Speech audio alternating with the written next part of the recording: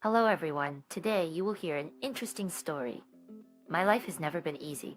I lived with my family in a two-room apartment with my wife Helen and my son David, who was already 5 years old. I worked in the air conditioning service industry. Often I had to work at high altitudes. The work was responsible and not easy, but I liked this job and it brought in a good income. However, large sums of money could not be accumulated. There was always something to buy. I inherited this apartment from my grandfather. It made our lives much easier. Before, we had to live in rented apartments. The biggest problem was that David was seriously ill. His treatment was very expensive. Almost all of our money went towards keeping David alive. It was mentally and physically challenging to see your child suffer. Helen worked as a kindergarten teacher. At least we were able to build our future life. I tried to put aside all my worries and fully immerse myself in work so that I wouldn't have time for negative thoughts. This issue affected us greatly, and Helen changed a lot during this time. One incident shocked me. Of course, I understood that a lot had fallen on her as well, but there was still no justification for her actions. I received a call from Mrs. Harris, the nurse we hired to give our son injections and drips. After all, he was receiving treatment at home. "Stephen, good afternoon. This is Mrs. Harris. I came to give your son his injections, but no one answered the door for me." "Good afternoon, Mrs. Harris. Please wait a moment, I'll be right there." I was shocked to find out that Helen wasn't at home. She was supposed to be watching David today. I called her multiple times and eventually got through to her. "Helen, why the hell aren't you at home?" I asked angrily. "I went to the store for a bit, but what's the problem? Are you kidding me? You know that the nurse was supposed to come today." She called me because there was no one to open the door for her. "Stephen, I'm sorry, I forgot. Was she supposed to come today?" "Yes, Helen, today. We discussed this a couple of days ago. How could you forget?" "I don't know, Stephen. It wasn't on purpose. I'm on my way home now. You should come home as soon as possible, too. We need to have a serious talk." "Okay, honey, I'll be there soon." I arrived home, and Mrs. Harris had already given David his injections and put on his drip before leaving. I sat and waited for Helen to return. An hour passed, then 2, then 3, but she never came. I sat at the table in a daze, staring out the window at the evening sky. Helen arrived quite late and very drunk. "Helen, what the hell are you doing?" "I'll explain everything, but let's not swear." "Do not swear. Are you kidding? We have a sick child at home.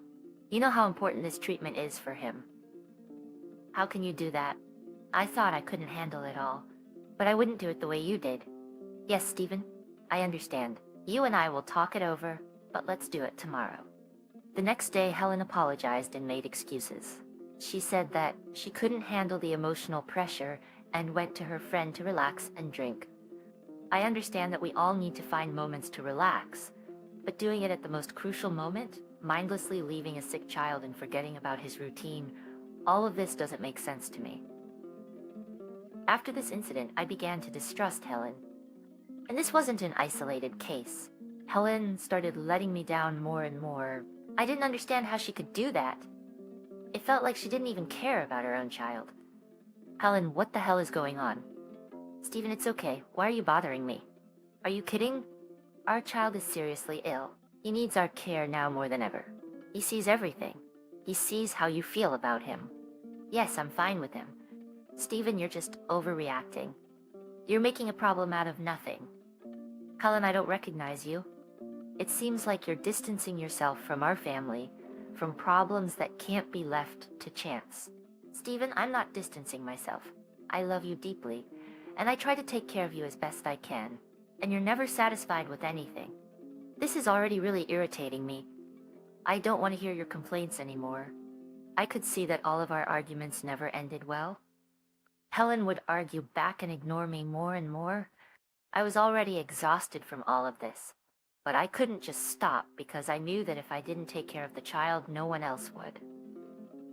Somehow I found a moment to relax too. It was in the evening when Helen was once again delayed somewhere. David was already fast asleep, and I decided to clear my mind a little. I poured myself a glass of whiskey and drank it slowly while watching TV. Suddenly, I got a call from Sarah, an old friend of Helen and I, whom we hadn't seen in a long time. Stephen, hi. It's Sarah, do you remember me? Yes, Sarah, hello. Glad to hear from you. It's been a while. Sorry for calling so late. I just got home from work and wanted to call Helen, but I couldn't find her phone number. I only had yours. It's okay. Is everything all right? Nothing happened. I just recently got a job at a jewelry store. Honestly, I already want to quit because he is a terrible curmudgeon. And I'm calling you because I saw Helen in this store. She may have been looking for a gift for you, but I have no right to discourage shopping. Products of low quality are sold here and the prices are high, so I wouldn't recommend buying anything here. I advise you to stay away from this store and its owner, Charlie. Okay, Sarah, I got it. Thanks. I'll give Helen. We need to meet up somehow. Yes, Stephen, call and meet. This information surprised me a little because in the near future there were no dates on which Helen could please me with some kind of gift. And she never gave me anything like that. And now David's treatment takes a lot of money, so I couldn't figure out what she was doing there. Helen came in about an hour later. Helen, finally you came. Where have you been? I asked anxiously. Stephen, I was at Amanda's, went to her after work. Will you reprimand me again? Helen quipped. I would like to ask you, what did you do in the jewelry store? How did you know? Helen asked worriedly. Sarah called me. She told you not to buy anything there because they have very high prices and low quality. Honey, if you wanted to give me a gift or look after something for yourself, then you need to discuss such expensive purchases together. You know what our costs are now. Oh, this Sarah, I haven't seen her for a couple of years and I wouldn't want to see her so much. She always sticks her nose where she is not asked. I wasn't going to buy anything. I was just looking at some items. That's all. I see, Helen, then don't be mad at Sarah. She just wanted to do what was best. Helen's reaction alarmed me even more. She clearly did not want me to know about her trip to this store. It was another sleepless night when I thought about what to do next. Suspicion has reached its maximum level. I needed to find a way out of this situation. It couldn't go on like this. I couldn't follow Helen. I had too much work to do, and at home I still had to look after a sick child. I did not have the opportunity to hire a nanny or ask someone to look after the child.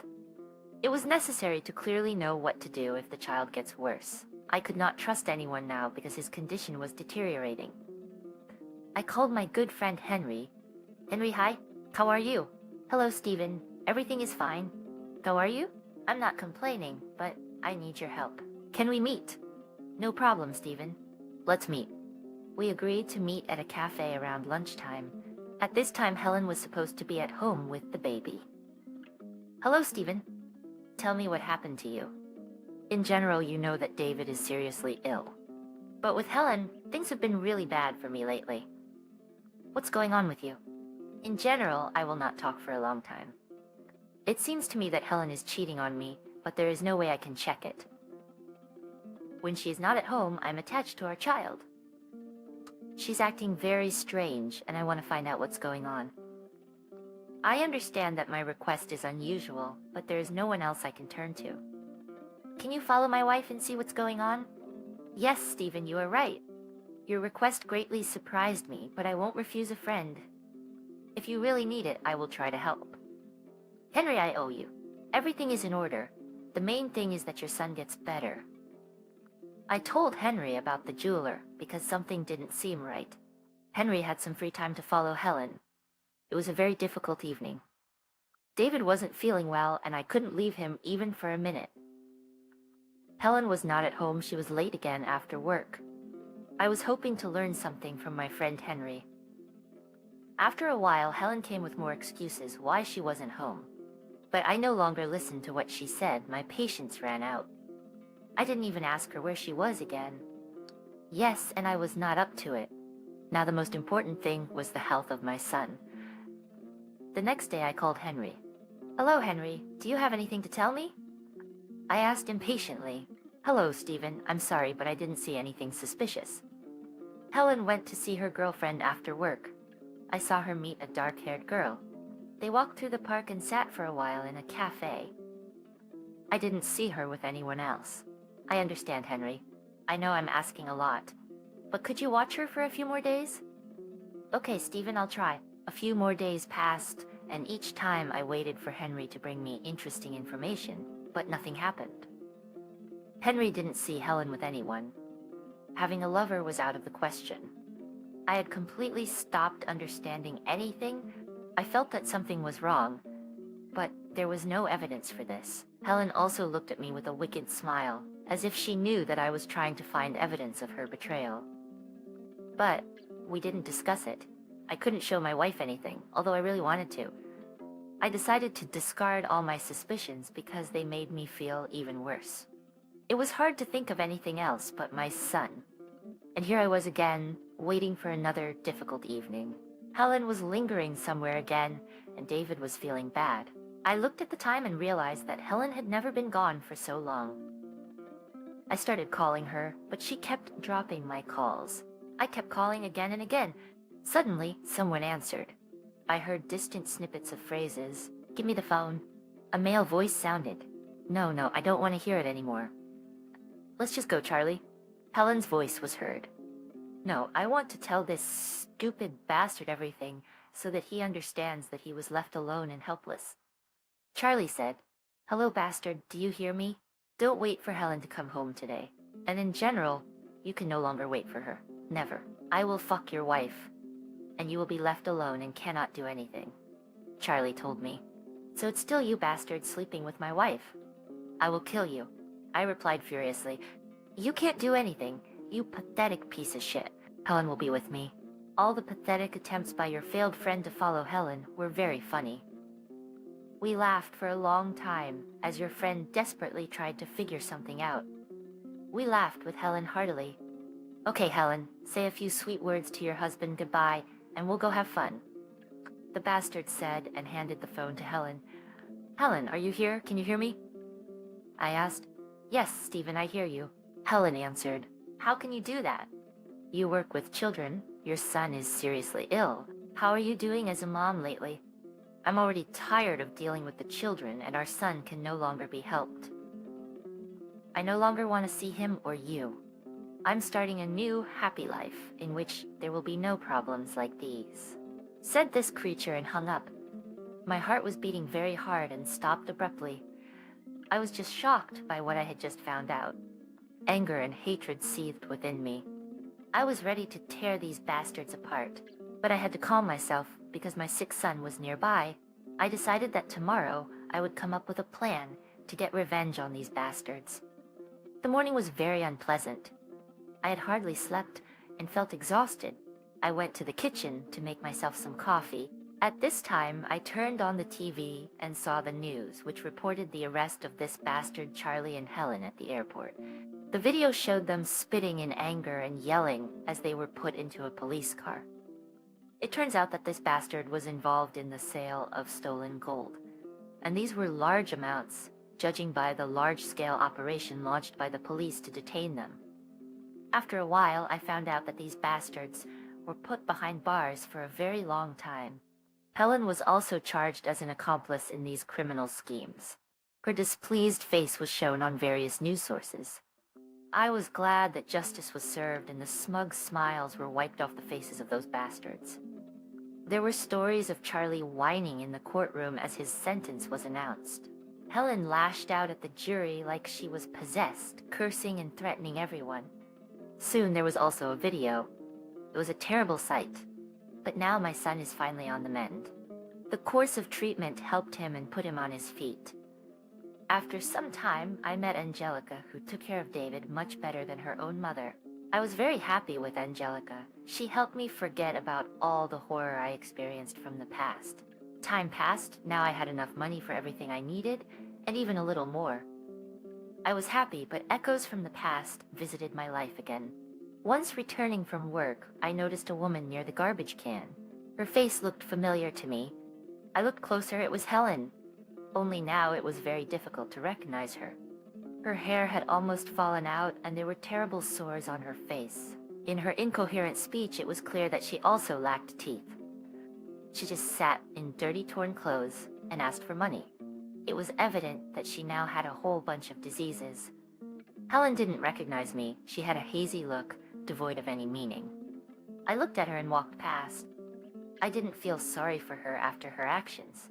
Then I learned that Helen was released early, but she could not return to a normal life. Soon I learned that Helen had died. She was found dead in some garbage dump.